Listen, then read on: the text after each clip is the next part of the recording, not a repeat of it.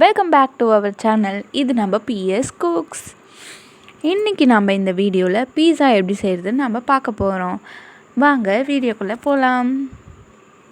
இதுக்கு தேவையான முக்கியமான பொருள் மைதாவை எடுத்து நாங்கள் 1/4 கிலோ எடுத்துக்கிறோம். ஒரு 3 கப் அப்படி வச்சுக்கோங்களேன். இந்த மாதிரி எடுத்து ஒரு நல்ல பெரிய கிண்ணத்தில் அந்த மைதாவை போட்டுக்கணும். அதுக்கப்புறம் அது கூட 1 spoon baking soda, next baking powder இது சேர்த்து நல்லா மிக்ஸ் பண்ணிக்கணும். அப்போ தான் கரெக்டாக இருக்கும். அதுக்கப்புறம் தண்ணி கொஞ்சம் கொஞ்சமாக ஆட் பண்ணுங்கள். ஏன்னா நிறைய ஊற்றிட்டா நம்மளுக்கு அளவு தெரியாது. கொஞ்சம் கொஞ்சமாக ஆட் பண்ணி இந்த மாதிரி நல்லா மிக்ஸ் பண்ணி விட்டுக்கோங்க. அது நல்லா கெட்டியாக வர அளவுக்கு நல்லா மிக்ஸ் பண்ணிக்கோங்க. அதுக்கப்புறம் சால்ட் நம்ம சேர்க்க போகிறோம். அதுவும் 1 ஸ்பூன் தான், 1 டேபிள் ஸ்பூன் சால்ட். அதுக்கப்புறம் இந்த மாதிரி கெட்டியாக வந்தோடனே உங்களால் எவ்வளோ முடியுமோ அவ்வளோக்கு அவ்வளோ நல்லா பிசைஞ்சு விட்டுக்கோங்க. அதுக்கப்புறம் நம்ம வீட்டில் இருக்க நார்மல் ஆயில், சமையல் செய்வோம்ல, சமையல் எண்ணெய் வச்சு நல்லா மேலெல்லாம் தடவி ஒரு கிண்ணத்தில் வச்சு 1 மணி நேரம் நல்லாவே ஊற விடுங்க. அப்போ தான் அது நல்லா புசு புசுன்னு சாஃப்டாக வரும். நம்ம பீஸாலாம் சாப்பிடும்போது நல்லா சூப்பராக இருக்கும். இந்த மாதிரி நல்லா ஊற வச்சுக்கோங்க. நெக்ஸ்ட் இப்போது பீஸாவுக்கு மேலே வைக்கிற அந்த பொருள்லாம் பார்ப்போம். அது நம்ம மிளகா இருக்குல்ல, அதை நல்லா அரைச்சி இந்த மாதிரி வச்சுக்கோங்க. அதுக்கப்புறம் பூண்டு, அது மைனஸ்க்கு தேவைப்படும். அதுக்கப்புறம் வெங்காயம், கொடை மிளகா, இந்த மாதிரி பாஸ்தா பீஸாக்கெலாம் போடுவாங்களே ஒரு கெச்சப், அந்த மாதிரி ஒன்று கடையில் வாங்கிக்கோங்க. நீங்கள் கேட்டாவே தருவாங்க. அதுக்கப்புறம் எக்கோட ஒயிட், வெள்ளைக்கருன்னுவாங்களே, அது மட்டும் எடுத்து வச்சுக்கோங்க.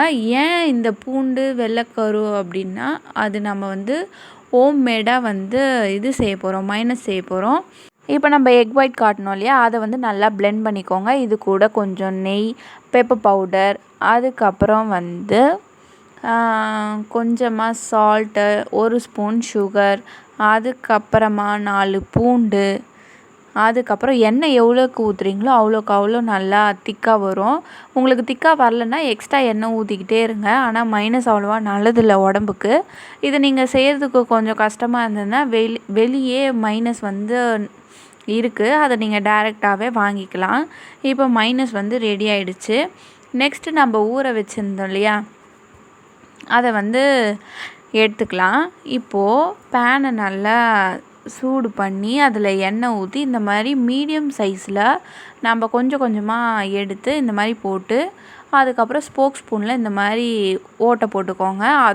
அப்போ தான் அது நல்லா வெந்திருக்கும். அதுக்கு மேலே அந்த சாஸு, அதுக்கப்புறம் வெங்காயம், கொடை மிளகா இதெல்லாம் வச்சு நல்லா டெக்கரேஷன் பண்ணிக்கோங்க. உங்களுக்கு எவ்வளோ தேவையோ அவ்வளோ வச்சு நீங்கள் போட்டுக்கலாம். அதுக்கப்புறம் மேலே நம்ம பண்ணி வச்சுருந்த மைனஸ் அது நல்லா போட்டு இது பண்ணிக்கோங்க. முக்கியமானது என்னென்னா, ஃபஸ்ட்டு 3 மினிட்ஸ் நார்மல் ஃப்ளேமில் ரொம்ப மீடியம் ஃப்ளேமில் வைக்கணும் கேஸை. அதுக்கப்புறம் ஒரு 7 மினிட்ஸ் நல்லா ஹை ஃப்ளேமில் வச்சு பீஸா இது பண்ணுங்கள். அப்போ தான் இந்த மாதிரி புஃப்னு நல்லா கீழே க்ரன்ச்சியாக வரும். இப்போ நம்ம பார்க்கலாம் எப்படி இருக்குது பாருங்கள். இப்போ வீட்லேயே சிம்பிளாக நம்ம ஸ்டவ்வில் எப்படி பண்ணுறது அப்படின்னு சொல்லிட்டு காமிச்சோம். இப்படி அவனில் வைக்கணுன்னா அதே மாதிரி ஒரு பிளேட்டில் ப்ரீ ஹீட் பண்ணிக்கோங்க அவனை. அதுக்கப்புறம் 100 டிகிரி செல்சியஸில் 10 மினிட்ஸ் வச்சிங்கன்னா அதுவும் நல்லா புசு புசுன்னு வரும் பீஸா. அதுக்கப்புறம் ரெடி ஆகிடும். இது வீட்லேயே ஸ்டவ்வில் எப்படி பண்ணுறது, அவனில் எப்படி பண்ணுறது, குவிக்கான ஒரு கம்மியான டைமில் நாங்கள் சொல்லியிருக்கோம். அதுவும் ஹோம்மேட் மைனஸ் வேறு சொல்லியிருக்கோம். அது உங்களுக்கு புரியல அப்படின்னு சொன்னால் கமெண்ட் பண்ணுங்கள். நாங்கள் டீட்டெயில்டாக அதுக்குன்னு ஒரு வீடியோ போடுறோம். இப்போ பாருங்கள், நம்மளோட பீஸா ரெடி ஆகிடுச்சு. அண்ட் தேங்க்யூ ஃபார் வாட்சிங் திஸ் வீடியோ.